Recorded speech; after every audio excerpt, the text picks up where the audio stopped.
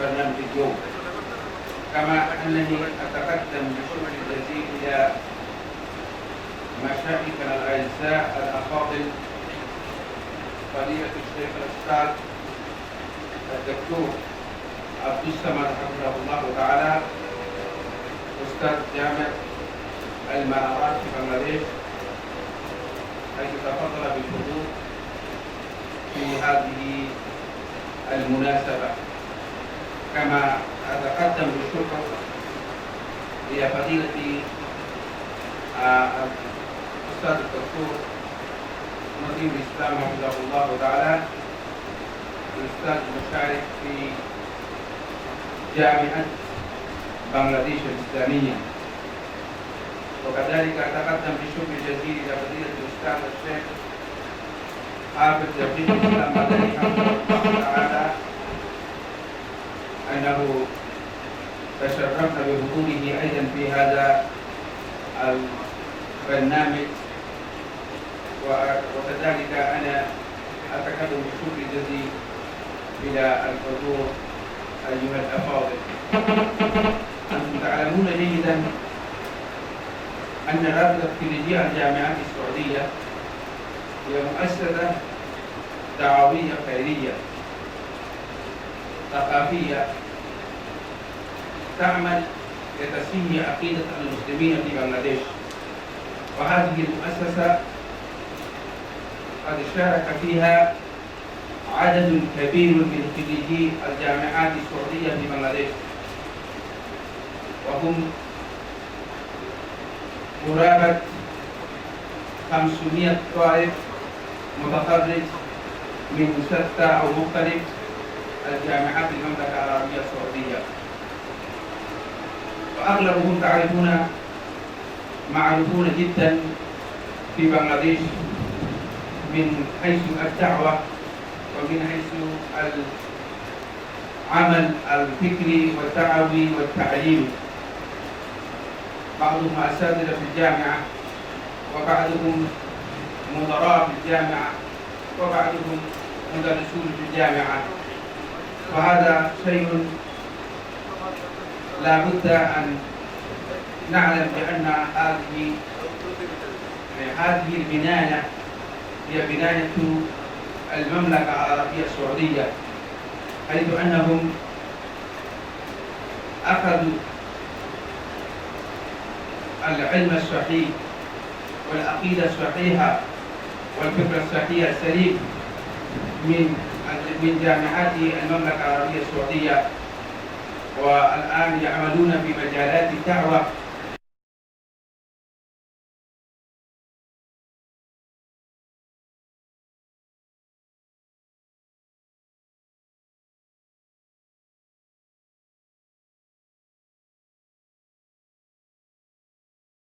أن تأسست ولله الحمد، وقد تم تنفيذ عدد من المناسبات والمحاضرات وكذلك الندوات لتوحيد صفوف المسلمين في الدعوة إلى الله عز وجل، كما أن الرابطة لها دور فعال في توحيد صفوف العلماء الدعاة في بنغلاديش. وأنتم تعلمون أن الدعوة الموجودة في ساحة بنغلاديش فهي تتقيد بعدة قيودات، بل هناك قيودات كثيرة جدا تشكل أو تربط هذه الدعوة، إما من جهة الفكر أو إما من جهة الهدف أو إما من جهة الدعوة القائمة على الشخص. لأجل هذا نحن دائما وغالبا ندعو العلماء المشايخ الدعاة حفظهم الله تعالى إلى توحيد كلمتهم في الدعوة إلى الله، لأن الدعوة إلى الله لا تكون دعوة إلى الله سبحانه وتعالى إذا كانت إلى الحزبية أو إلى العصبية أو إلى الطائفية أو إلى العنصرية أو إلى ما شاكل إليه. فالدعوة كما وصفها سبحانه وتعالى في كلامه المجيد: ومن أحسن قولا ممن دعا إلى الله وعمل صالحا وقال إنني من المسلمين.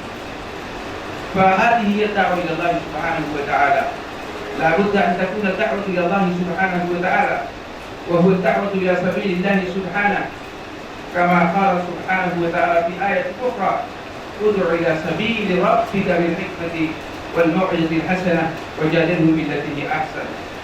ولكن للأسف الشديد نحن الآن نعمل في مجالات الدعوة، في شتى مجالات الدعوة نحن نعمل، ولكن هذه المجالات كلها متوجهة أو متفرقة إلى جهات شتى أو إلى وجهات مختلفة. ولأجل هذا لا نستطيع أن نصل إلى وحدة فكرية واحدة، بل نحن نعمل في الدعوة ولكن إلى حزب ما أو إلى طائفة ما أو إلى فكر ما، ولا نستطيع أن نصل إلى توحيد صفوف العلماء والمشايخ حتى تكون الدعوة إلى الله عز وجل من قبل العلماء والمشايخ والأفاضل. وأخص منهم المتخرجين من جامعات السعودية أن تكون دعوتهم إلى الدعوة إلى الله عز وجل حتى يخرج من مضائق الحزبية والشكلية والتطرفية، وهذه كلها موجودة هي مظاهر كثيرة في الدعوة إلى الله باسم الدعوة. وكل واحد منا يستدل لتوحيد صفوف العلماء ولتوحيد دعوة الدعاة والعلماء والفقراء، كل واحد يستدل بقوله سبحانه: واعتصموا بحبل الله جميعا، ولكنه يدعو إلى ما يريده، ولكنه يدعو إلى ما يتحزب إليه، ولكنه يريد إلى أن نكون معه إلى ما ينتمي إليه. وهذا الذي ينقصنا في توحيد صفوف الأمة أيها الإخوة. فنحن في هذا اليوم إن شاء الله تعالى نتحدث عن موضوع مهم جدا، وهو موضوع هام ومهم وفعال وحاجة ماسة التحدث عنه في هذه الأيام، وهو توحيد صفوف الأمة والدعوات السائدة في بنغلاديش. الدعوات موجودة، هي ليس واحدة بل كثيرة وكثيرة، لكن هذه الدعوات كيف يمكن لنا أن نصل بهذه الدعوات والأفكار إلى توحيد صفوف العلماء الدعاة؟ إن شاء الله تعالى عندنا مشايخ وضيوف يتحدثون عن هذا الموضوع إن شاء الله تعالى، وأرجو منكم أن كذلك تبادل الآراء في هذا الموضوع حتى نصل إلى المقصود الذي نحن نريده، وهو طرح الاختلافات والافتراقات. أيها الحفل الكريم، الاختلاف مذموم كما أشار إليه رسول الله صلى الله عليه وسلم: الجماعة رحمة والفرقة عذاب، ونحن في فرقة بل في عذاب ولا ندري ومتى نتخلص من هذه الفرقة. وأرحب بكم في هذه المناسبة مرة أخرى، وأشكر لكم وجزاكم الله خيرا، والسلام عليكم ورحمة الله وبركاته. الحمد لله رب العالمين، وصلى وسلم على سيد المرسلين وعلى آله وأصحابه وأصحابه أجمعين أما بعد فأعوذ بالله من الشيطان الرجيم وما اختلفتم فيه من شيء فحكمه إلى الله وقال تعالى يا أيها الذين آمنوا أطيعوا الله وأطيعوا الرسول وأولي الأمر منكم فإن تنازعتم في شيء فردوه إلى الله والرسول إن كنتم تؤمنون بالله واليوم الآخر ذلك خير وأحسن تأويلا الحمد لله আজকের এই ইফতার মাহফিলে সম্মানিত সভাপতি সাহেব, অন্যান্য মাশায়েখ, সম্মানিত উপস্থিতি, আজকে যারা এখানে বিজ্ঞ বরেণ্য ব্যক্তিত্ব রয়েছেন তারা আলোচনা করবেন, আমরা সেখান থেকে দিক নির্দেশনা দেব। আমি 20 মিনিট ক্ষুদ্র একটি বিষয়ে একটু আলোচনা করে নিজের জন্য সৌভাগ্য মনে করব। আসলে মানুষকে আল্লাহ সুবহানাহু ওয়া তাআলা দুর্বলতা দিয়েই, অপূর্ণতা দিয়েই সৃষ্টি করেছেন। মানুষ ভালো হোক মন্দ হোক, যে চেষ্টাই করবে তার চেষ্টা যে একবারে চূড়ান্ত পর্যায়ে হবে অথবা সে যে সব করে ফেলতে পারবে, বিষয়টি এমন নয়। খলিকাল ইনসানু দাঈফা, মানুষকে দুর্বল করে সৃষ্টি করা হয়েছে। এই জন্য আল্লাহ সুবহানাহু ওয়া তাআলা সে কতটা করে ফেললো এটা আল্লাহ দেখবেন না, বিচার করবেন না।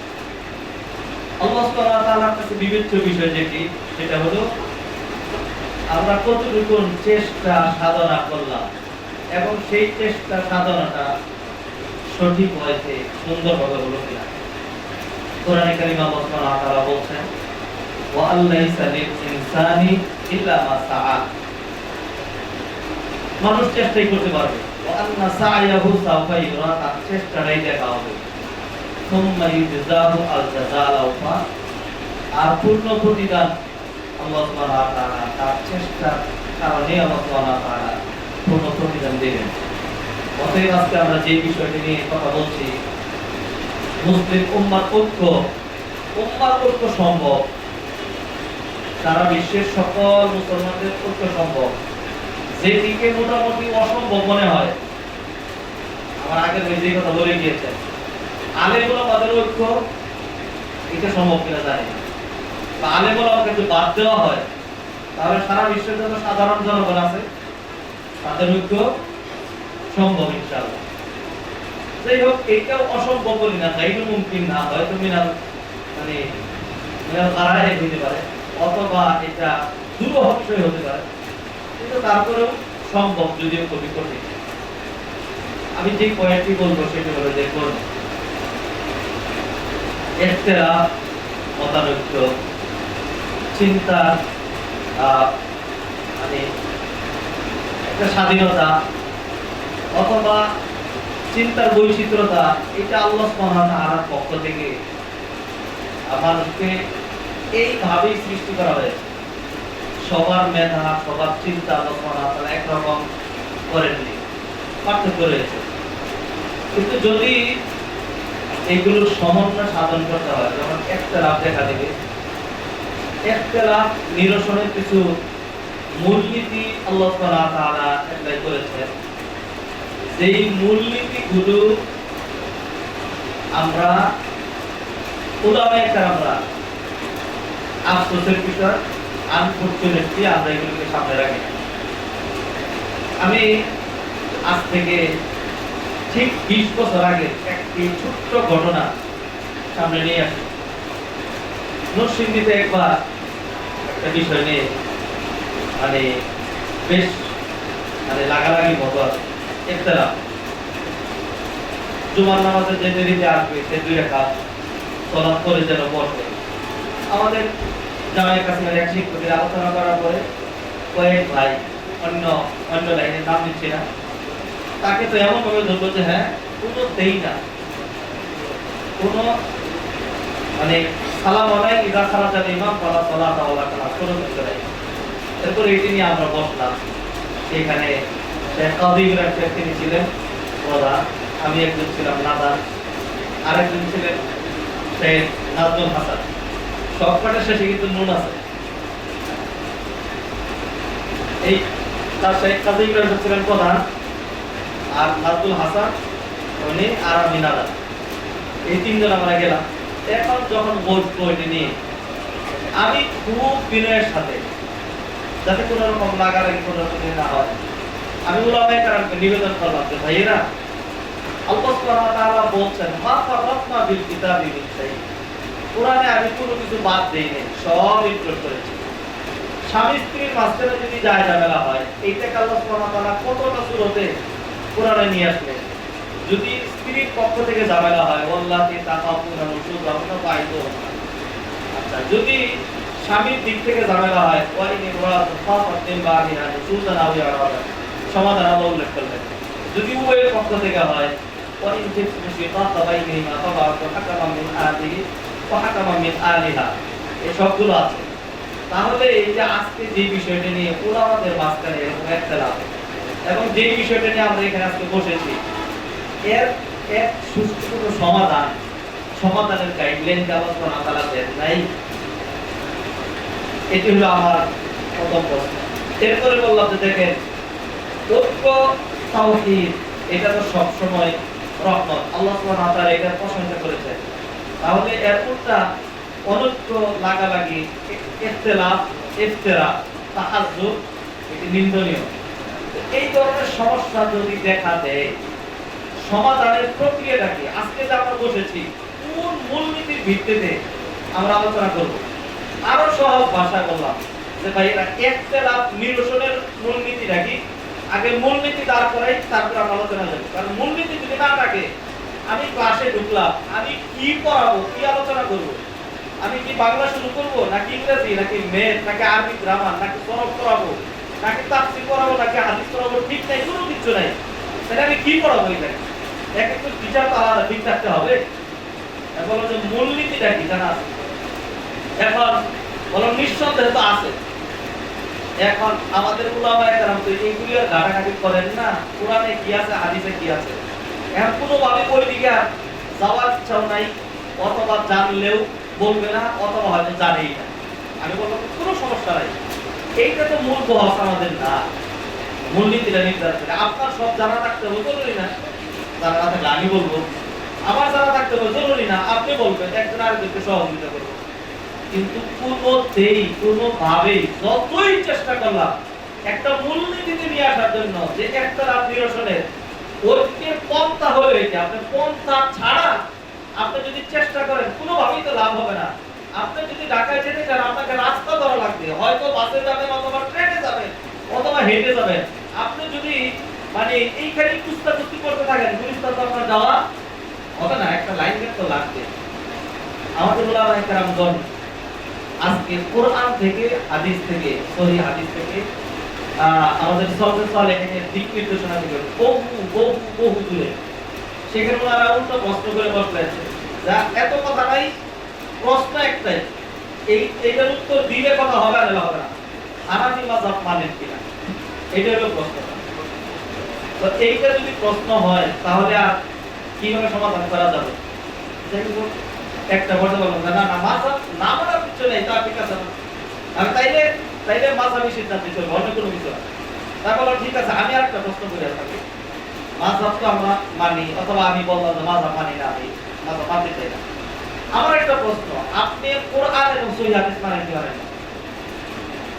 এখন এটা তো জবাব দিবেন না, পেছামেছি শুরু করবেন, না বলতে বলা লাগবে কোরআন এবং হাদিস মানে কিনা, কারণ আল্লাহ সুবহানাহু ওয়া তাআলা মূলনীতি দিয়েছেন, এইখানে আপনাকে আসতে হবে। কোনোতেই বলবে না। আমি বললাম দেখেন, বিচার ফয়সালা যখন করা হবে, সমাধান যখন করা হবে তখন সমাধানের প্রক্রিয়ায় আসতে হবে। ফয়সালা কি দিয়ে হবে? আল্লাহ মূলনীতি দিয়ে দিয়েছেন, ওমাল্লাম ইয়াহকুম বিমা আনজালাল্লাহ। এর মূলনীতি যারা কোরআন হাদিসের মধ্যে ইয়া করবে না, এটা হলো এরকম ওমাল্লাম ইয়াহকুম বিমা আনজালাল্লাহ মাওলাকুম ফাসিকুন মাওলাকুম কাফিরুন মাওলাকুম যালিম। এটা বলার পরে উলামায়ে কেরাম, ওনারা আলেম, মসজিদের শীর্ষস্থানে আলেম, ওনারা আরবিতে যা বললেন, আরবিতে আমাদেরকে, এটা আমার এখন ভালো মনে হয়। আমি বললাম মূলনীতি যে কেউ যদি কোরআন হাদিস না মানে, কেউ যদি কোরআন হাদিস না মানে, এটা মূলনীতি। কোরআন হাদিসকে কেউ যদি প্রত্যাখ্যান করে তাহলে ফাউলাইকা হুমুল কাফিরুন। কোরআন হাদিস প্রত্যাখ্যান করলে কাফের হয়ে যাবে। জবটা শুনবেন, জব দিয়েছে আনতুম কুফফার, এই শব্দ দিয়ে আনতুম কুফফার। আমরা যারা এগুলি বলতেছি আমরা সবাই কাফের, আনতুম কুফফার। যাই হোক, একটা ঘটনা শুনাইলাম, আমি আবার আমার কথা শেষ করে দিচ্ছি। সেটা হলো, যদি আমরা ঐক্য চাই তাহলে কোরআনের ভিত্তিতে, হাদিসের ভিত্তিতে ঐক্য হতে হবে। কারণ সবার জন্য কোরআন একটা। আল্লাহ সুবহানাহু ওয়া তাআলা কোরআনকে শুধুমাত্র উলামায়ে কেরামের জন্য নয়, শুধুমাত্র মুসলমানের জন্য নয়, আল্লাহ সুবহানাহু ওয়া তাআলা কোরআনকে করেছেন সার্বজনীন, সমস্ত সৃষ্টির জন্য আল্লাহ সুবহানাহু ওয়া তাআলা কোরআন নাযিল করেছেন।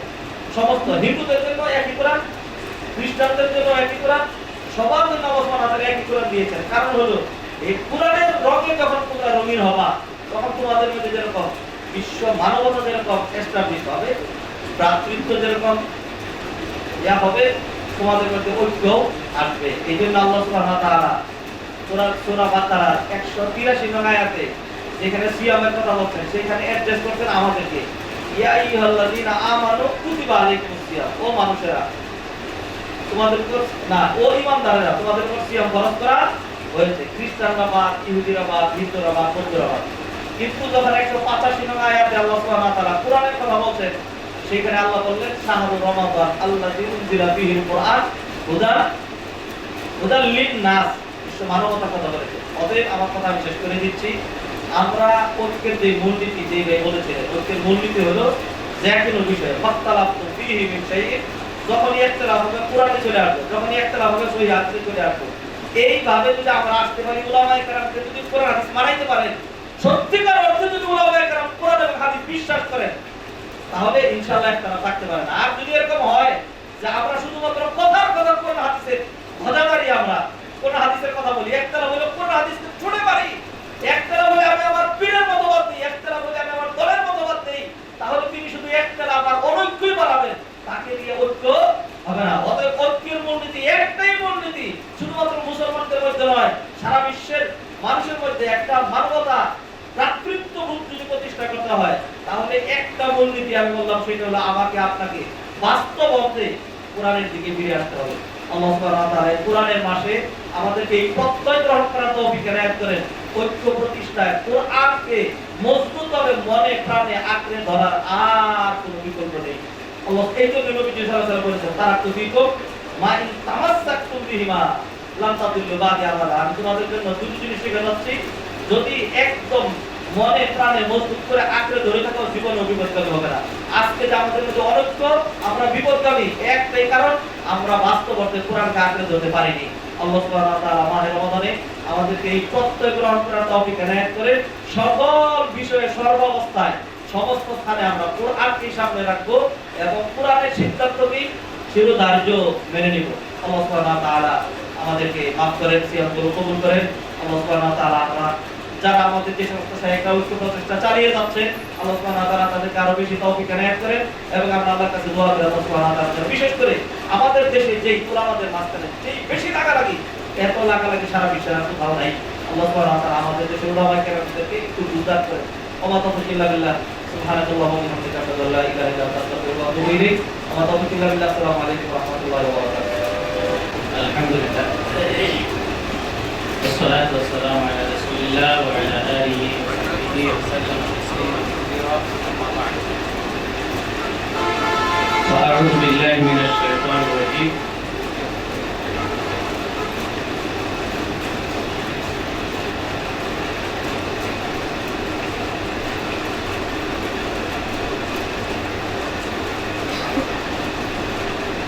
قال الله سبحانه وتعالى: وما اختلفتم فيه من شيء فحكمه إلى الله. قال تعالى أيضا فإن تنازعتم في شيء فردوه إلى الله والرسول إن كنتم تؤمنون بالله. সৌদি বিশ্ববিদ্যালয় সমূহের প্রাক্তন ছাত্রদের এই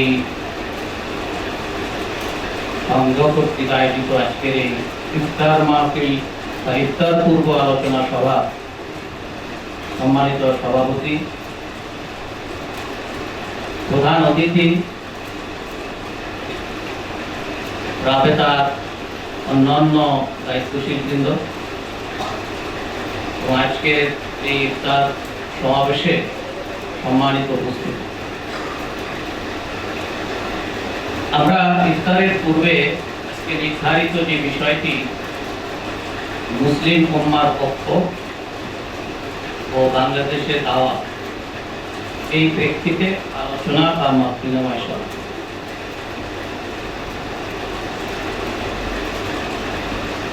আমার পূর্বে বেশ কয়েকজন বিজ্ঞ শায়েখগণ তারা আলোচনা করেছেন। এই বিষয়ের প্রতি তারা তাদের সুচিন্তিত মতামত করেছেন, কোরআন এবং সুন্নাহ নির্দেশনা পেশ করেছেন। আসলে মুসলিমদের পক্ষ এই পক্ষের সাথে অঙ্গাঙ্গিভাবে জড়িত হচ্ছে এর বিপরীত, যেটাকে অনক্য। আমরা যদি কোরআন এবং সুন্নাহর দিকে লক্ষ্য দিই তাহলে দেখা যাবে যে পক্ষের কথা যেমনটি আল্লাহ বলেছেন, তেমনি অনক্য থেকে আল্লাহ এবং তার রাসূল সাল্লাল্লাহু আলাইহি ওয়াসাল্লাম সাবধান করেছেন, সতর্ক করেছেন। কারণ অনক্য এটা এমনই একটি বিষবাস, এটা এমনই ক্ষতিকর, এর মাধ্যমে সমাজের ক্ষতি হয়, জাতির ক্ষতি হয় এবং দিনের ক্ষতি হয়। এই সেন্সে যে দিনকে যারা গ্রহণ করে, দিনের ক্ষতি হওয়া মানে তাদের ক্ষতি হয়। এই জন্য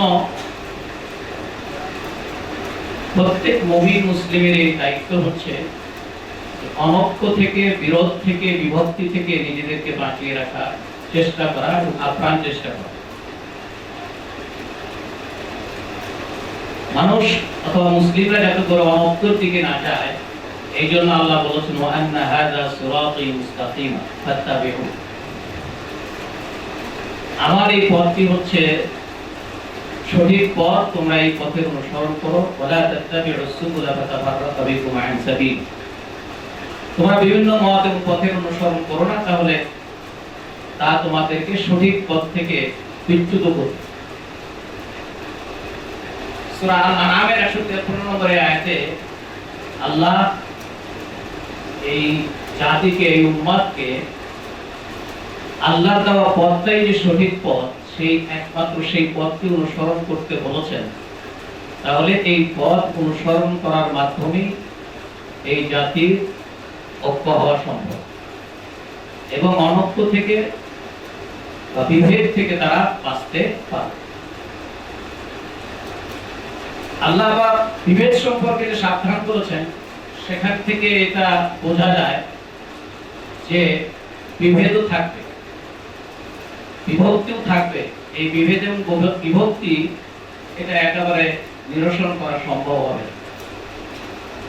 যেমন রাসূলুল্লাহ সাল্লাল্লাহু আলাইহি ওয়াসাল্লাম বলেছেন যে ইহুদিরা ৭১, খ্রিস্টান নাসারারা ৭৩, আবার এই উম্মাহ ৭৭ কবিলা ৭৭ ফিরকা, ৭৩ দলে এরাও বিভক্ত হবে, কুল্লুহুম ফিন্নার ইল্লা মিল্লাতুন ওয়াহিদ। সকলেই জাহান্নামে হবে, একটি দল ব্যতীত। তাহলে এই রাসূল সাল্লাল্লাহু আলাইহি ওয়াসাল্লামের এই বক্তব্যের মধ্যে বিভক্তি হওয়া, দলে উপদলে বিভিন্ন ভাবে বিভিন্ন গ্রুপ গড়ে ওঠা, এটা অনিবার্য। তবে সেখান থেকে রাসূলুল্লাহ সাল্লাল্লাহু আলাইহি ওয়াসাল্লাম এই উম্মত যে 73 দলে বিভক্ত হবে সেখান থেকে যে দলটিকে তিনি ইস্তেসনা করলেন, যে একটি দল ব্যতীত, সেই একটি দলকে কেন্দ্র করেই মুসলিম উম্মাহ ঐক্য হবে। সেই একটি দলকে চেনার জন্য রাসূলুল্লাহ সাল্লাল্লাহু আলাইহি ওয়াসাল্লাম সাহাবায়ে কেরামদের প্রশ্নের উত্তরে বলেছেন, মান হুম ইয়া রাসূলুল্লাহ, অথবা মান হিয়া ইয়া রাসূলুল্লাহ, সেই মিল্লাহ ওয়াহিদা কোনটি? রাসূলুল্লাহ সাল্লাল্লাহু আলাইহি ওয়াসাল্লাম বললেন, হিয়া মা আনা আলাইহি ওয়া আসহাবি, সেই একটি দল হচ্ছে যার উপরে আমি এবং আমার সাহাবায়ে কেরামগণ আছেন। তাহলে ঐক্যের জন্য এটাকে কিন্তু একটা পয়েন্ট, এটা একটা কেন্দ্রবিন্দু, এখানে ঐক্য হতে পারে। অনৈক্যের মধ্যে দুটো বিষয় আমরা দেখি, আরবিতে দুটো পরিভাষা ব্যবহার করা হয়, একটি হচ্ছে ইখতিলাফ, একটি হচ্ছে ইফতিরাক। এই দুটোর মধ্যে একটা সূক্ষ্ম পার্থক্য আছে। সব ইফতিরাকের মধ্যেই ইখতিলাফ আছে, কিন্তু সব ইখতিলাফের মধ্যে ইফতিরাক নয়। ইজতিহাদ করতে গিয়ে ইখতিলাফ হতে পারে, সহি শুদ্ধ নিয়তে যদি তার যোগ্যতা অনুসারে ইজতিহাদ করতে গিয়ে ভুল হয়, রাসূলুল্লাহ সাল্লাল্লাহু আলাইহি ওয়াসাল্লাম বলেছেন তার একটি সওয়াব আছে। তাহলে এখানে ইজতিহাদের ক্ষেত্রে ভুল হতে পারে, ইখতিলাফ হতে পারে। এজন্য আমাদের সম্মানিত সভাপতি, আমাদের ছাত্র, এই রাবেতার সভাপতির বিখ্যাত শায়েখ ডক্টর সাইফুল্লাহ ভাই বলছেন একটি হাদিসের একটি অংশ, মুসনাদ ইমাম আহমদে হাদিসটি আছে যে ইখতিলাফটা, এই ইত্তিহাদটা হচ্ছে রাহমাত আর ইখতিলাফটা। সুতরাং এই যে ইখতিলাফ যেটা, এটা যখন তার মানহাজ এবং পদ্ধতিগতভাবে ইখতিলাফ থাকবে, সেই ইখতিলাফ উম্মার জন্য হার্মফুল নয়, সেটা ক্ষতির কারণ নয়, এবং সেটা কোনো কোনো ক্ষেত্রে এটা পজিটিভ হয় এবং ইতিবাচক হয়। এর মধ্যে দিয়ে দিনের কিছু বিষয়কে সহজ হওয়া, এসব বিষয়গুলো বিভিন্ন ভাবে আসে। তো সুতরাং ইফতিরাক যেটা, এটাই হচ্ছে সবচেয়ে কঠিন এবং এটাকেই সবচেয়ে ক্ষতিকর বলে উল্লেখ করা হয়েছে। যদিও সূরা নিসার 59 নম্বর আয়াতে ইয়া আইয়ুহাল্লাযীনা আমানু আতিউল্লাহ ওয়া রাসূল, তারপরে উলিল আমরি মিনকুম ফাইন তানাযাতুম ফি শাইইন, এখানে তানাযু বলছেন। আর সূরা শুরার 10 নম্বর আয়াতে মাক্তালাতুম ফিহি মিন শাইইন ফারুদ্দুহু ইলাল্লাহি ওয়া ইখতিলাফু। তাহলে এই ইখতিলাফ ইফতিরাক এটা প্রাসঙ্গিক এবং অবস্থা ভেদে ইখতিলাফটাও আর ইফতিরাকের মধ্যে কোনো পার্থক্য থাকে না, যেটা আমরা বললাম যে প্রত্যেক ইফতিরাকই হচ্ছে ইখতিলাফ, আর প্রত্যেক ইখতিলাফ ইফতিরাক নাও হতে পারে।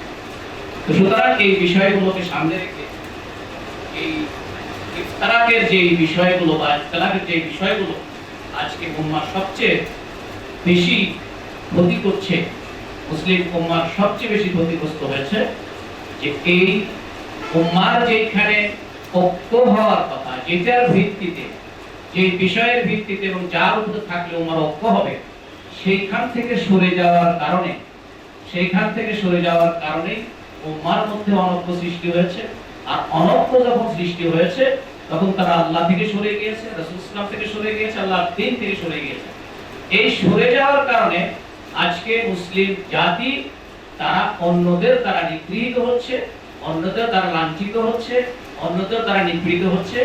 আজকের বিশ্বে মুসলিমদের অবস্থা জাতিগতভাবে এই ধরনের একটি লাঞ্ছনাময়, একটি অধঃপতিত একটি জাতি হিসেবে আজকে মুসলিমরা দেখতে পাচ্ছে। আর ওই ক্ষেত্রে সরে গিয়েছে।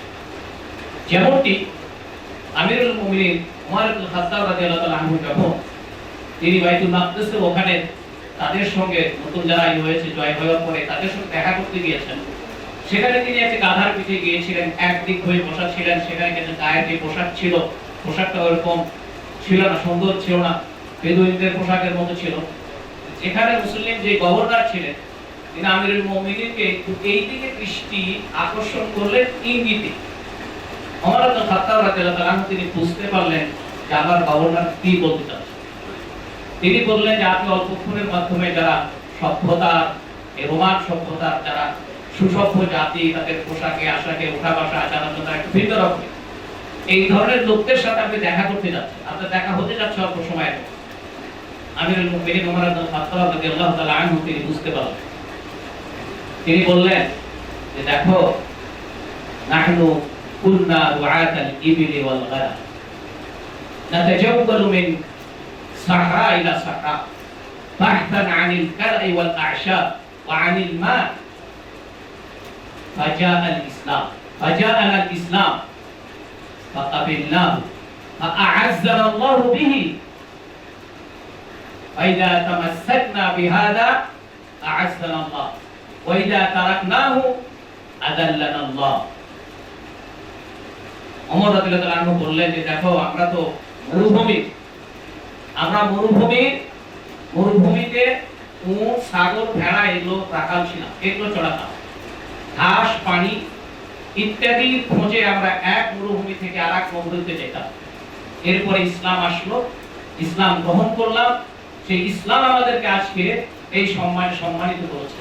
যতক্ষণ পর্যন্ত আমরা ইসলামকে আঁকড়ে ধরে থাকবো, ততক্ষণ পর্যন্ত আমরা এই সম্মানের উপরে, এই প্রভাবের উপরে, এই প্রতিপত্তির উপর আমরা সুপ্রতিষ্ঠিত থাকতে পারবো।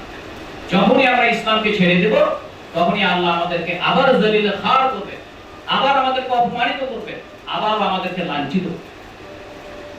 সুতরাং ঐক্যের যে কেন্দ্রবিন্দু, সেই কেন্দ্রবিন্দু যেমন কোরআনে কারীম বলেছে, তাআলাউ ইলা কালিমাতিন সাওয়াইন বাইনানা ওয়া বাইনাকুম, আসো সেই কথা থেকে, যেটা তাওহীদ।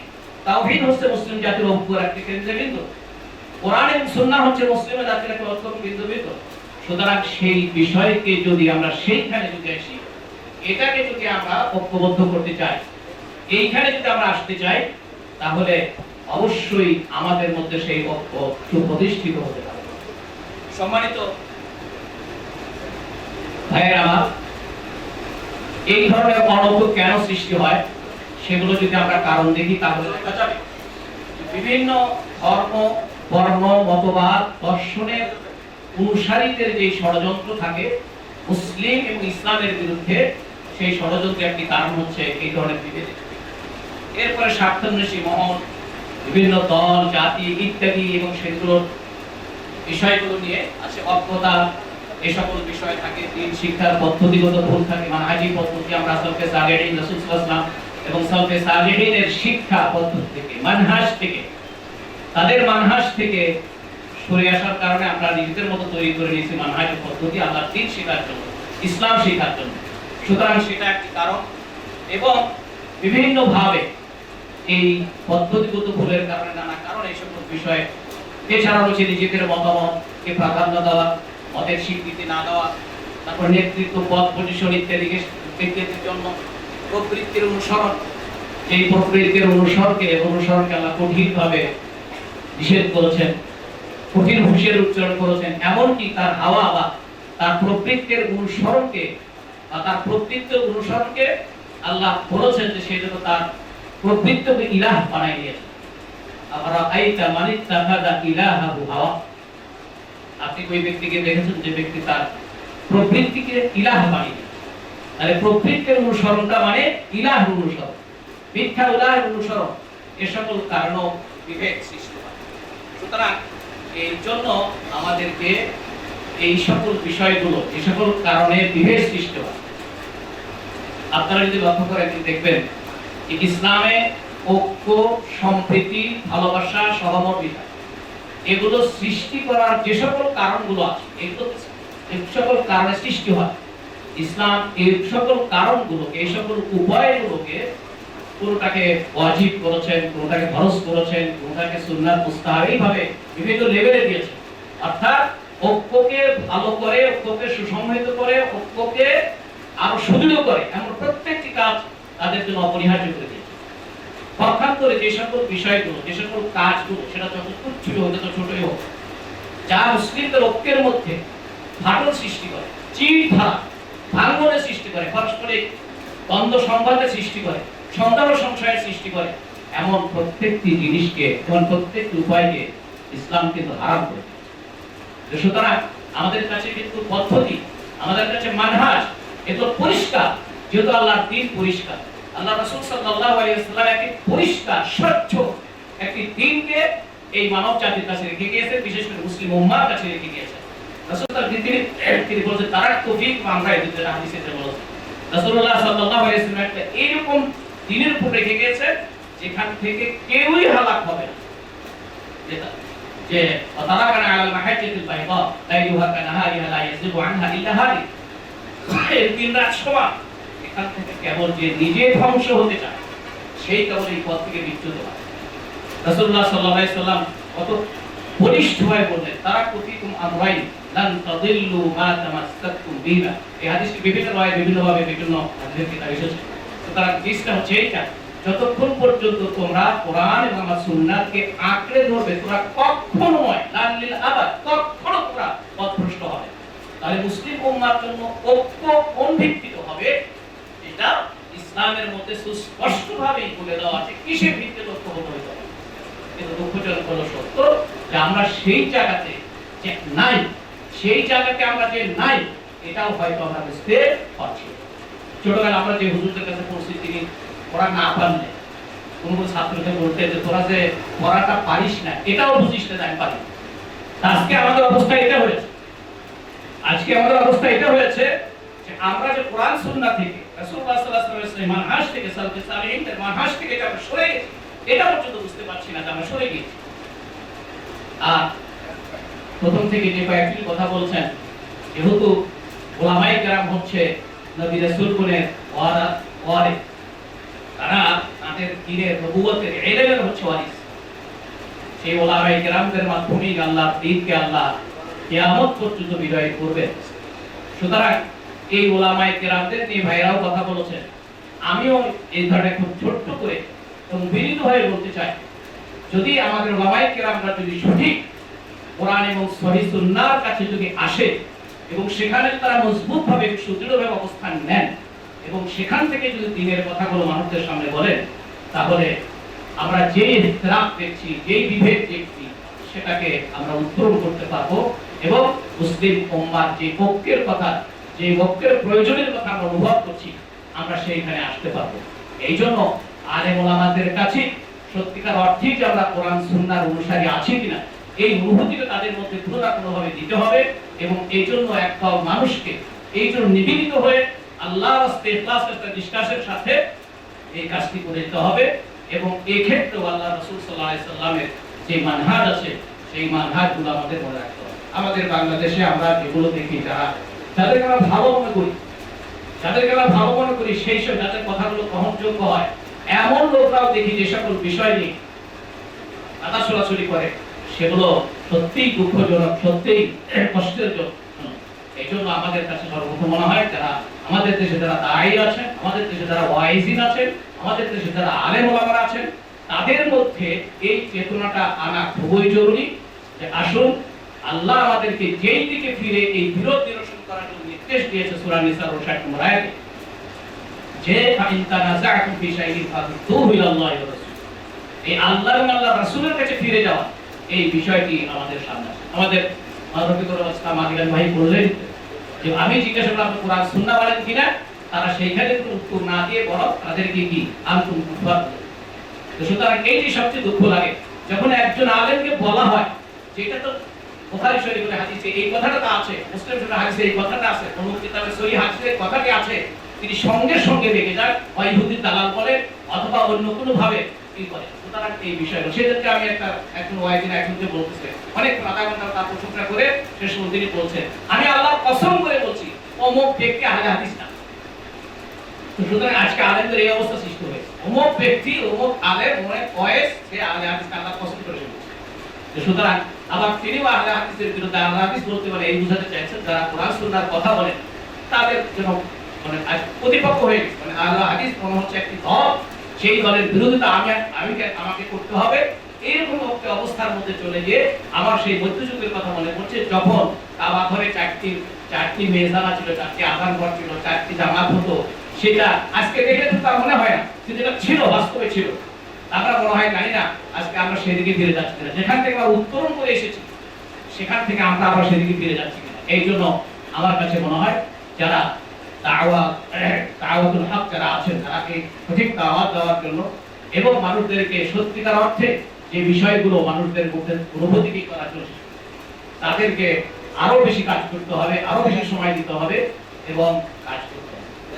আল্লাহ আমাদের সকলকে এই কথাগুলো বোঝার তৌফিক দান করো। আমি সহ সকলকে যেন আল্লাহ কোরআন এবং সুন্নাহ কর্তৃক অনুসারী হিসেবে আমাদেরকে আল্লাহ যেন কবুল করেন এবং এর জন্য কাজ করার তৌফিক দান করেন। হাদা ওয়া সাল্লাল্লাহু আলাইহি ওয়া মুহাম্মদ ওয়া আলা আলিহি ওয়া সাহবিহি ওয়া সাল্লাম।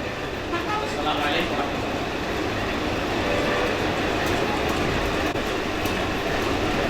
এই ভাষা সালমান ইফতার প্রোগ্রামের সম্মানিত ছোট ছোট অধ্যাপক ডক্টর সাইফুল্লাহ সাহেব, সাহেব, সম্মানিত তাওহীদ বাড়ি মুসলিম ভ্রাতৃবৃন্দ, আলহামদুলিল্লাহ আজকের এই মহৎ আলোচনা সভাটি, বিশেষ করে যে বিষয়টি অত্যন্ত গুরুত্বপূর্ণ এবং বর্তমানে মুসলিম বিশ্বের সবচেয়ে বেশি প্রয়োজন এই বিষয়টির উপর। আমরা যেহেতু সময় কম, আমি শুধু কিছু মৌলিক কথা বলার চেষ্টা করবো। আমরা গতকালকে দেখলাম, হিন্দুত্ববাদী সংগঠন বা হিন্দুত্ববাদী জনগণ, ভারতের সাম্প্রদায়িক জনগণ একটা পতনোন্মুখ সরকারের, মোদী সরকারের কিভাবে বিজয় কেন্দ্র পুড়িয়ে দিল। অবিশ্বাস্য একটা ব্যাপার। ঐক্য আসলে সবই পারে, কিন্তু আফসোস লাগে যে আমরা পারলাম না, মুসলিমরা পারলাম না, মুসলিম উম্মাহ পারল না। বিশেষ করে ওলামায়ে কেরাম আজকে তারা সবচেয়ে অনেকের মধ্যে রয়েছে। আজকে সবচেয়ে বড় অনেক ওলামায়ে কেরামের মধ্যে বলা হয় যে ইত্তাফাকু আলা আল্লাহ ইয়াত্তাফিকু। ওলামায়ে কেরাম ঐক্যবদ্ধ হয়েছে যে তারা কখনই এক হবে না। এর অত্যন্ত দুঃখজনক। অথচ আল্লাহ পাক রব্বুল আলামিন কোরআনে কারীমের অসংখ্য জায়গায় তিনি ঐক্যের উপর, সংহতির উপর তিনি গুরুত্ব প্রদান করেছেন। ওয়াতাসিমু বিহাবলিল্লাহি জামিআন ওয়া লা তাফাররাকু। আল্লাহ তাআলা বলেছেন তোমরা সম্মিলিতভাবে, দৃঢ়ভাবে আল্লাহর হাবলুল্লাহকে, কিতাব ও সুন্নাতকে দৃঢ়ভাবে ধারণ করো এবং তোমরা বিচ্ছিন্ন হও না। এবং আল্লাহ তাআলা আরো পরে আরো কঠোরভাবে বলছেন ওয়ালা তাকুনু কাল্লাযিনা তাফাররাকু ওয়া ইখতালাফু মিন বা'দি মা জাআহুমুল বায়িনাত ওয়া উলাইকা লাহুম আযাবুন আযীম। তো আসলে কখন আমরা ইখতিলাফ করতে পারি সেটা কিন্তু ইসলাম একটা মূলনীতি বলে দিয়েছে। আমার পূর্বে ডক্টর আব্দুল সালাম সাহেব চমৎকার তিনি বলেছেন ইখতিলাফ হতে পারে কখন যতক্ষণ পর্যন্ত দলিল নাই, কিন্তু যখন অকাট্য দলিল এবং সহি দলিল বিদ্যমান তখন কিন্তু সমস্ত ইখতিলাফ শেষ হয়ে যাবে। এজন্য আমাদের আপনার ঐক্যবদ্ধ হতে হবে হাবলুল্লাহর প্রতি, কিতাব ও সুন্নাহর প্রতি, মানহাজের প্রতি, আলা মানহাজুল আম্বিয়া এবং সাহাবা কিরামের মানহাজের প্রতি, আকীদার প্রতি আমাদের ঐক্যবদ্ধ হতে হবে। তো এজন্য আমি আজকের সংক্ষিপ্ত আলোচনায় আমি আহ্বান জানাতে চাই যে আসুন আমরা সকল প্রকার ভেদাভেদ ভুলে আমরা এক হয়ে, তার কারণ আজকে আমরা একটা পতনোন্মুখ জাতি, আজকে আমরা অনৈক্যের কারণে আজকে সবচেয়ে আমাদের মধ্যে আজকে অনৈক্য বিরাজ করছে। তো আমি এজন্য সংক্ষিপ্ত ভাষায় আমি দুটো কথা বলতে চাই যে ইখতিলাফ সাহাবা কিরামের মধ্যে ছিল, তো তাদের মধ্যে কিন্তু সম্পর্কের কখনো অবনতি হয় নাই। আয়েশা রাদিয়াল্লাহু আনহা, ইবনে আব্বাস রাদিয়াল্লাহু আনহু ইখতিলাফ ছিল, ইন্নাল মাইয়িত ইউআদ্দা বিবুকা আহলিহি, এই বিষয়ে ইখতিলাফ ছিল। এমনকি আপনার পরবর্তীতে আমরা দেখেছি যে সাহাবা কিরামের মধ্যে অনেক ইখতিলাফ ছিল, কিন্তু সেটা কখনোই কিন্তু ইখতিলাফগুলো আকীদার মধ্যে ছিল না। সর্বপ্রথম আকীদার মধ্যে ইখতিলাফ করে কাদেরিয়া, জাবরিয়া এবং মুতাজিলি, খারিজি, আসমা সিফাত ইখতিলাফ করে। কিন্তু আমরা আজকে দুঃখ লাগে যে আজকে আমরা মুসলমান দাবিদার, আমাদের অনেকের মধ্যে কিন্তু আছে আকীদার মধ্যে ইখতিলাফ। এটা কিন্তু অত্যন্ত দুঃখজনক। আকীদার মধ্যে ইখতিলাফ চলবে না, গ্রহণযোগ্য না। আকীদার মধ্যে কোনো ইখতিলাফ না, গ্রহণযোগ্য না। ফুরুয়াতের মধ্যে হতে পারে। আপনার যেমন আমি শুধু সংক্ষিপ্ত ভাষা বলি যে আল্লাহ তাআলা রুইয়া, এটা মৌলিক আকীদা, এটা আখিরাত, এটা কিন্তু মৌলিক। কিন্তু এ ব্যাপারে সমস্ত উলামায়ে কেরাম আহলুস সুন্নাহ জামাত এক। কিন্তু আল্লাহ রাসূল সাল্লাল্লাহু আলাইহি ওয়াসাল্লাম মিরাজে আল্লাহকে দেখেছেন কিনা, এটা কিন্তু সাহাবা কিরামের মধ্যে ইখতিলাফ ছিল। এটা কিন্তু পুরো ইখতিলাফ। আমাদের ইখতিলাফগুলো আমাদের বুঝতে হবে। আমাদের বর্তমানে অনেক দায়ী আমরা দেখি, সেটা আল্লাহ রাসূল সাল্লাল্লাহু আলাইহি ওয়াসাল্লাম ভবিষ্যৎবাণী করে গেছেন। বুখারী শরীফ হাদিস, দুআতুন আলা আবওয়াবি জাহান্নাম, কিয়ামতের পূর্বে কিছু দায়ী হবেন যারা মানুষকে জাহান্নামের দিকে আহ্বান করবেন। মান আযাবাহুম, বিশ্বনবী বলেন মান আযাবাহুম কাযাফুহু ফিহা, যারা তাদেরকে সাড়া দিবে, তাদের আহ্বান সাড়া দিবে তারা ওদেরকে জাহান্নামে নিক্ষেপ করবে। আজও আমরা দেখতে পাই অনেক বড় বড় নাম করে আলেম আজকে তার বেদাতের পথে, শিরকের পথে, কুসংস্কারের পথে আজকে তার মানুষকে আহ্বান করতেছে। তো আমি এতটুকু বলতে চাই, আসুন আমরা ঐক্যের পথে। আমি বিশ্বাস করি এই যে সংগঠন যেটা আপনার অ্যালামনাই, যেটা আপনার কিরিকুল জামিয়াত সৌদিয়া, তাদের মাশাআল্লাহ গ্রহণযোগ্যতা আছে, অ্যাবিলিটি আছে, এলেম আছে, যোগ্যতা আছে। আমরা মনে করি সমস্ত বাংলাদেশকে এই আপনার ক্রান্তিকালে আমাদেরকে তারা নেতৃত্ব দিতে পারে ইনশাআল্লাহ, এবং তার একই প্ল্যাটফর্মে তারা বসার একটা উদ্যোগ গ্রহণ করতে পারে। আমরা মনে করি যে ইনশাআল্লাহ এই সংগঠনের মাধ্যমে আমরা মুসলিম জাতি আমরা আমাদের সেই পূর্বের ঐক্য, পূর্বের শক্তি, সংহতি ইনশাআল্লাহ ফিরে পাবো। আল্লাহ রাব্বুল আলামিন আমাদের সকলকে ইসলামের কিতাব ও সুন্নাহর উপর আমাদেরকে স্থির থাকার আমল করার তৌফিক দান করুন। আসসালামু আলাইকুম ওয়া রাহমাতুল্লাহি ওয়া বারাকাতুহু।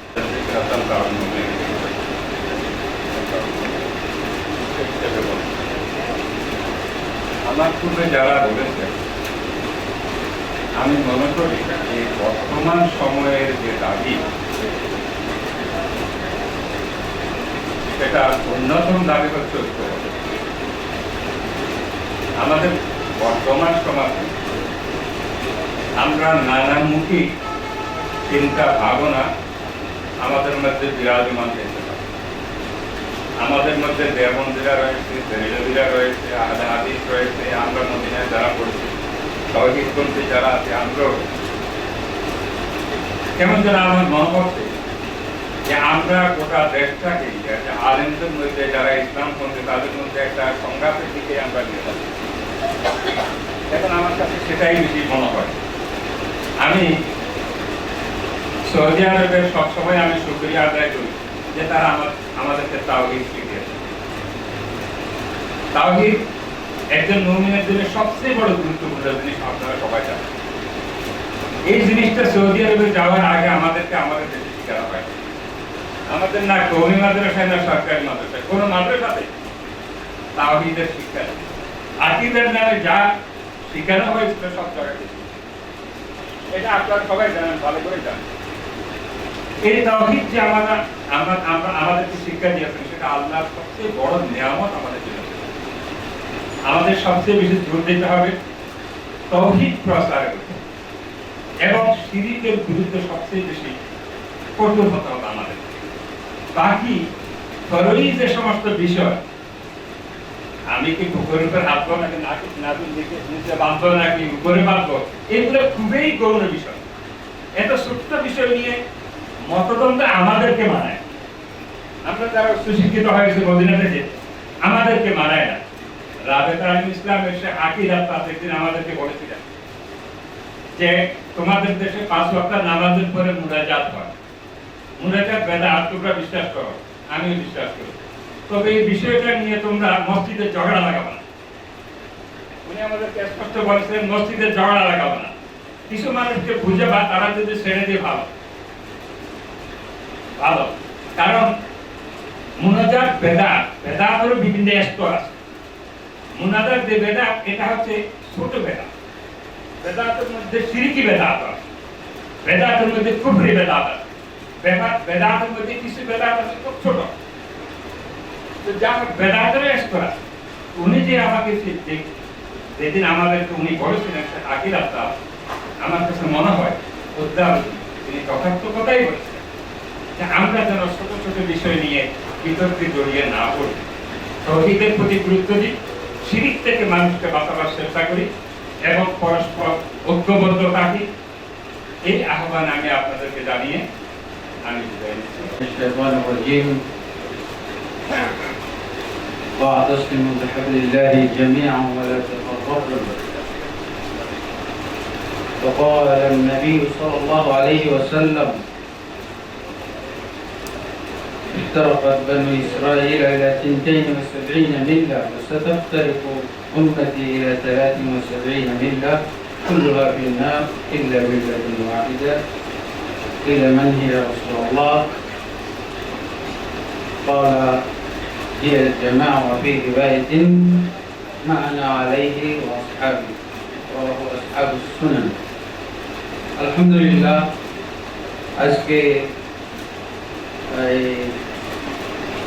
সৌদি আরব প্রাক্তন ছাত্র সমিতির উদ্যোগে আয়োজিত এই ইফতার মাহফিলে আমন্ত্রিত ওলামায়ে কেরাম, সম্মানিত সভাপতি ডক্টর সাইফুল্লাহ এবং অন্যান্য অতিথি এবং সুধীবৃন্দ, আমাকে সংক্ষেপে কিছু বলতে বলা হয়েছে ঐক্যের উপরে।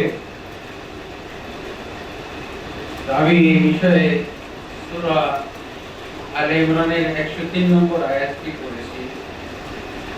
এই আয়াতটি হলো সবচেয়ে স্পষ্ট আয়াত ঐক্যের উপরে, বিভক্তি থেকে দূরে থাকার ব্যাপারে, এবং এই আয়াতটি ঐক্যের ফর্মুলা বর্ণনা করে, ঐক্যের সূত্র, আমরা কিভাবে ঐক্যবদ্ধ হইতে পারি এর সূত্র বর্ণনা করা হয়েছে।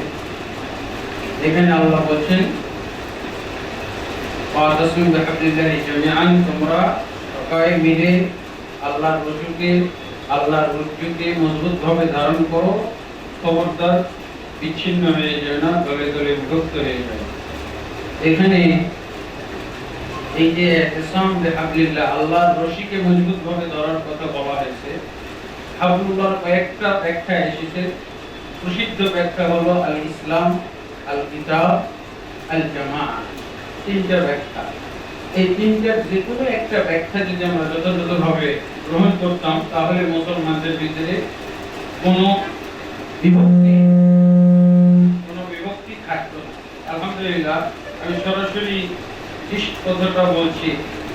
এখানে ইসলামকে যদি আমরা ধরি, তাহলে এখানে বলা হয়েছে যদি ইসলামকে যথাযথভাবে আমরা আঁকড়ে ধরি, যথাযথভাবে আঁকড়ে ধরার ব্যাপারে আমি আলহামদুলিল্লাহ একটা কিতাব থেকে কিছু শব্দ আপনাদেরকে বলবো। এটা কমপক্ষে এই কিতাবটার পাতায় পাতায় এই শব্দগুলো এসেছে এবং খুব পরিচিত একটা লোকের লেখা, আলেমের হুকমুল ইনতিমা ইলাল ফিরাকি ওয়াল আহজাব ওয়াল জামাআত আল ইসলামিয়্যা। এটা হলো সৌদি আরবের হায়াত কিবারুল উলামার সদস্য, প্লাস উনি হলেন ধর্ম মন্ত্রণালয়ের উপদেষ্টা আলেম। এমন সুন্দর কতগুলো ফর্মুলা ঐক্যের ব্যাপারে দিয়েছে। আপনারা ঐক্য যদি নাও চান, মুসলমান যদি ঐক্য নাও চায়, তাহলে ঐক্যবদ্ধ হইতে বাধ্য, এরকম ফর্মুলা। যেমন উনি বলছেন যে লাউ ইলতাজামাল মুসলিমুনাল ইসলামা শিকলান ওয়া মাজমুনান ইসমান ওয়া রাসমান, এই যে কতগুলো কথা, যদি ইসলামকে কেউ শিকল ভাবে ইসম এবং রাসমে, অর্থাৎ তার ফিগার এবং শব্দে যদি আঁকড়ে ধরে, অর্থাৎ শব্দটার মধ্যে আগে পিছে কোনো শব্দ যদি না বসায়, তাহলে মুসলমানের মধ্যে কোনো দল তৈরি হবে না, কেউ করতে পারবে না। যেমন আল্লাহ আমাদের ইসলাম ধর্মের নাম রেখেছেন এক শব্দ বিশিষ্ট শব্দ, এবং আমরা জানি যে ইসলামে কোনো কম বেশি করা যায় না। ইসলাম নামেই কি কম বেশি করবো নাকি আমরা? ইসলাম ধর্মের নামই হলো ইসলাম, এখানে যদি কম বেশি শুরু হয়ে যায়, তাহলে উনি বলছেন যে শিকলান ইসমান ওয়া রাসমান আর মাজমুনান, মাজমুনও কম বেশি করা যাবে না। অর্থাৎ আপনি যদি ইসলাম শব্দের আগে পিছে কোনো শব্দ বসান, তাহলে যখনই একটা শব্দ বসাবে তখন একটা করে দল হবে। যেমন আমি বলছি ইসলামী জামাত, আছে কোন দল নাই, আজকে হবে সিয়ানাতুল ইসলাম,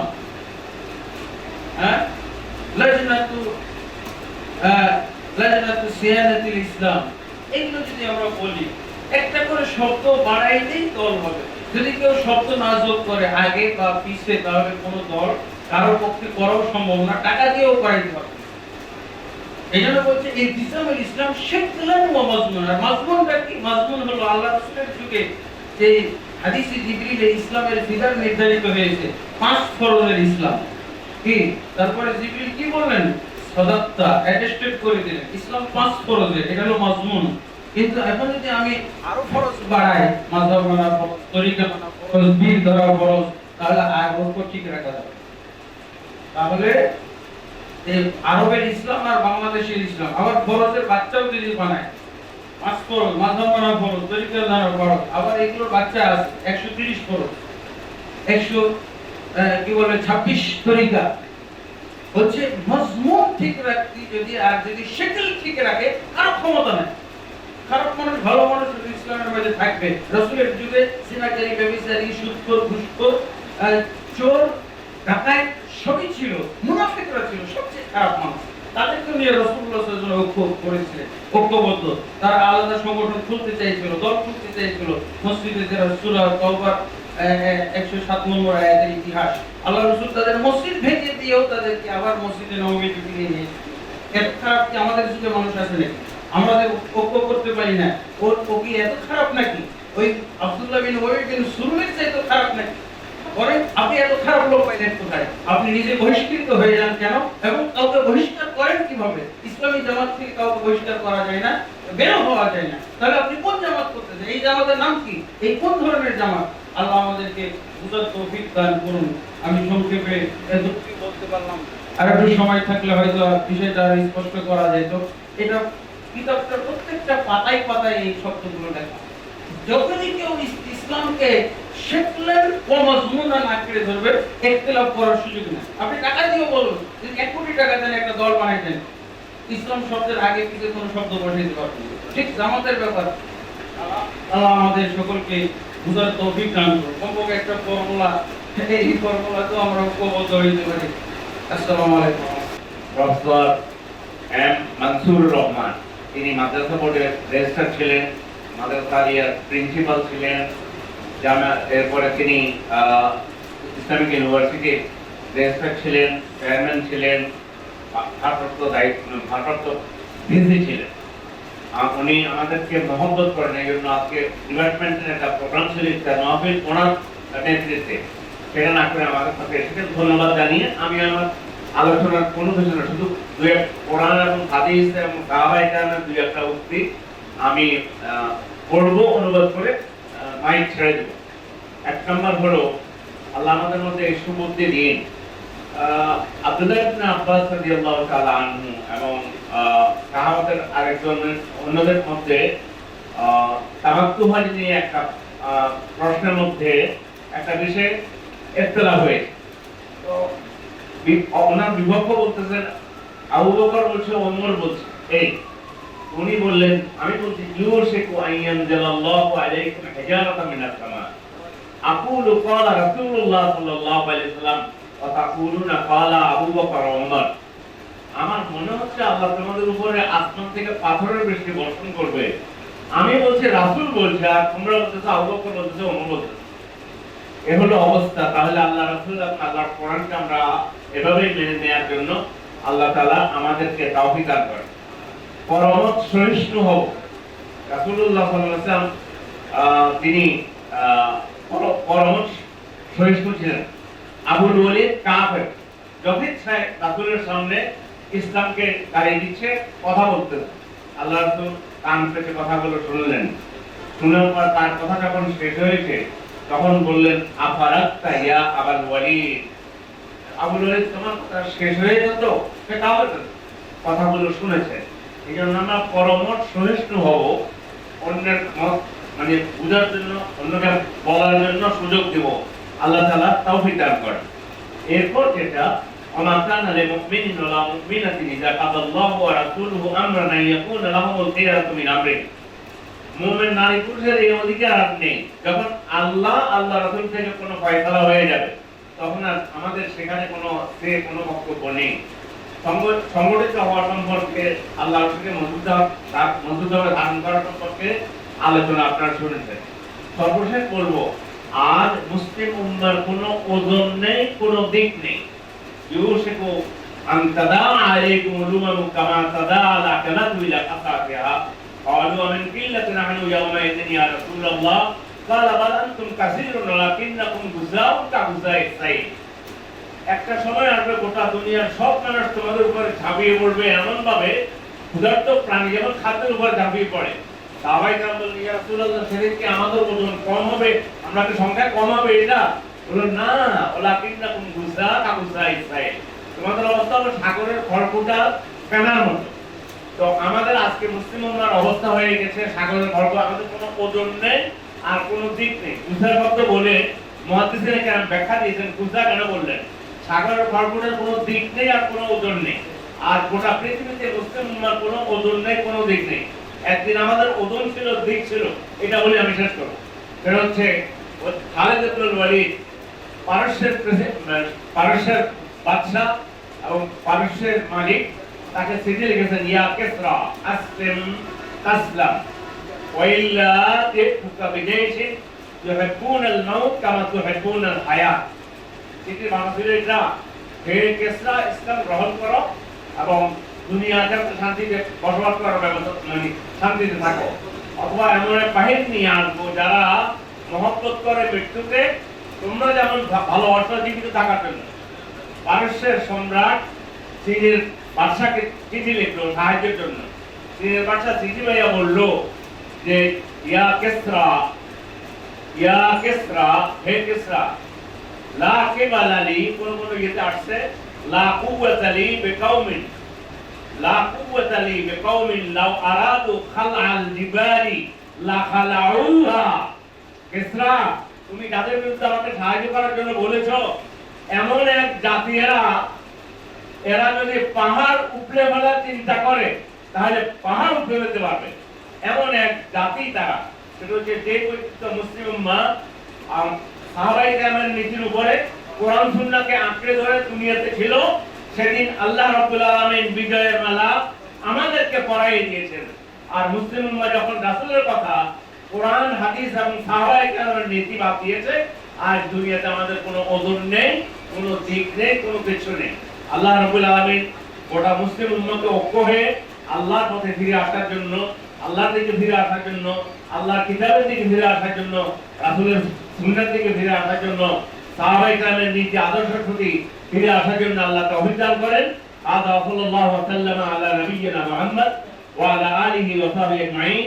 ওয়াসসালামু আলাইকুম ওয়া রাহমাতুল্লাহি ওয়া বারাকাতুহু। আজকে এই ইফতার মাহফিল অ্যাকচুয়ালি খাদিমুল হারামাইন ওয়াল শরীফাইন আল মালিক সালমান ইবনে আব্দুল আজিজ অ্যাকচুয়ালি তারই পক্ষ থেকে হোল মুসলিম ওয়ার্ল্ডে এরকম ইফতার মাহফিল অনুষ্ঠিত হচ্ছে। আমাদের বাংলাদেশি সাউদি এম্বাসি ইঙ্গিতে উদ্যোগে সৌদি আরব এলামিক ইউনিভার্সিটি এলামে অ্যাসোসিয়েশনের উদ্যোগে এটা অনুষ্ঠিত। অত্যন্ত খুশির বিষয় এতক্ষণ যে মুসলিম উম্মার মধ্যে ঐক্য প্রতিষ্ঠার জন্য আমরা যারা আলোচনা করছি, আমার কাছে খুবই খুশি লাগলো। সত্য মনে মনে চিন্তা করলাম যে একটা পলিসি তৈরি করা দরকার, যার মধ্য দিয়ে আমরা এতক্ষণ যে আলোচনা করলাম এই আলোচনার মর্ম কার্যকরী হতে পারে। আপনারা বাংলাদেশ বিখ্যাত, জগৎ বিখ্যাত আলিম, you have got some knowledge from Saudi Arabia Islamic University of Medina, of Riyadh, of Makkah, different university. আপনারা পৃথিবী সেরা, দুনিয়ার সেরা আলিম, আপনারা সারা বাংলাদেশে পড়িয়াছি। সুতরাং আপনাদের সংখ্যা মোর দ্যান 1000। আপনারা সবাই তো খুবই উন্নত মানের আলিম এবং সবাই আর্থিক অবস্থা ভালো। আপনারা যদি সামনে এগিয়ে আসেন, বাংলাদেশের কোনো আলিম, অন্য কোনো আলিম সমাজ, অন্য কোনো জামাত আমাদের সামনে কিছু না। দেশটাকে আপনি 8টা ডিভিশনে ভাগ করেন, 8টা ডিভিশনে, এক ডিভিশন যদি 30 জন করে লোক নেন, তাহলে মিটিং যারা বড় তার মিটিংয়ে সিদ্ধান্ত নেন এই করতে হবে, এই করতে হবে, এই করতে হবে। মূল নীতিগুলো তারা তৈরি করে এক জায়গায়। এখন 8টা ডিভিশন থেকে 2 জন করে আসলেন, 16 জন এক জায়গা হলেন, 2 দিন একটা হোটেলে থাকলেন, সিদ্ধান্ত নিলেন। আপনারা কিছু রেগুলেটর তৈরি করলেন, অনেক লার্নের ব্যক্তি আমাদের মধ্যে আছে দুনিয়ার সেরা, আপনারা অনেক কিছু করতে পারেন, আপনাদের কোনো ভয় নেই। আপনারা তো রাজনীতির সঙ্গে জড়িত হচ্ছেন না। আমাদের ইসলামের ব্যাপারে একটু অনৈক্য দেখা দিয়েছে, কিছু বাজে অমুসলিমদের কিছু মুশরিকদের কিছু কারবার, কিছু কাজ আমাদের মধ্যে চলে আসছে। আমরা চেষ্টা করছি, যারা আমরা এক্সপার্ট আলিম, আমরা একত্রিত হয়ে ইসলাম থেকে ওগুলোকে দুর্বৃত্ত করার জন্য পরামর্শ। আমরা মারামারি করছি না, কোনো পন্থা অবলম্বন করছি না, আমরা আমরা রাজনীতি করছি না, আমরা আমাদের ইসলামকে পরিষ্কার করছি। আমরা যদি এইভাবে কাজ করি, বুদ্ধির সঙ্গে কাজ করি, আমার তো মনে হয় আপনারাই বিবেটিং, আপনাদের দ্বারা এইটা সম্ভব। কঠিন কিছু কিন্তু সামনে এগিয়ে আসতে হয়। আমার মনে হয় আজকে আমাদের মধ্যে যে কিছু অমুসলিমদের, মুশরিকদের কিছু কাজ চলে আসছে, এইগুলোকে আমরা আগে বন্ধ করতে পারি। এই যে কমিটিগুলো হবে, তারা বসে মূলনীতি তৈরি করার সময় এগুলোকে সামনে রাখবে। ছোট ছোট কতগুলো দিন নামাজ পড়ার পরে জামাতে নামাজ পড়ে সালাম করে মোনাজাত করবো কিনা। আমি মনে করি হায় হায়, যারা মোনাজাত করতেছে ওরা মনে করতেছে আমরা খুব সব পেলাম, আর যারা চলে গেল ওরা মনে করতেছে ওরা বুঝি খারাপ, ওরা ওদের নামাজ করলো না। সালাম দিয়ে জামাতের পরে মসজিদ থেকে বেরোয় গেল, যারা আশেপাশে মোনাজাত পাবে তারা মনে করলো হায় হায় হায়, এরা কি বোকা, নামাজটা শেষ না করে চলে কত গুণাগার। আর যারা মশলা ভালো করে জানেন, যারা নিশ্চিত হয়ে গেছেন যে নামাজের পরে জামাতের সাথে এই যে মোনাজাত করাটা এটা অ্যাকচুয়ালি নবীজির দিয়েও ছিল না, এখনো মাক্কা মদিনার কোথাও নাই, তাহলে আসলে করার ঠিক আমরা ওটা করব। ক্লিয়ার? এই আস্তে আস্তে ওলামা সমাজে একসঙ্গে বলবেন, এগুলো আলোচনা করেন, গন্ডগোল না পেলে, মারামারি না পেলে, গালাগালি না পেলে, এগুলো চলে যাওয়া সম্ভব। রাস্তার সাইডে সুন্দর সুন্দর কবর তৈরি করছে, কবরের মাঝখানে রঙিন রঙিন চড়ি, লাল নীল সবুজ চড়ি দিয়ে ঘুরাচ্ছে। হ্যাঁ, এরপর দামি দামি হাতর, দামি দামি কি বলে ধোঁয়া, এগুলো দিচ্ছে। পাথর, সাদা পাথরকে সুন্দর তৈরি করছে।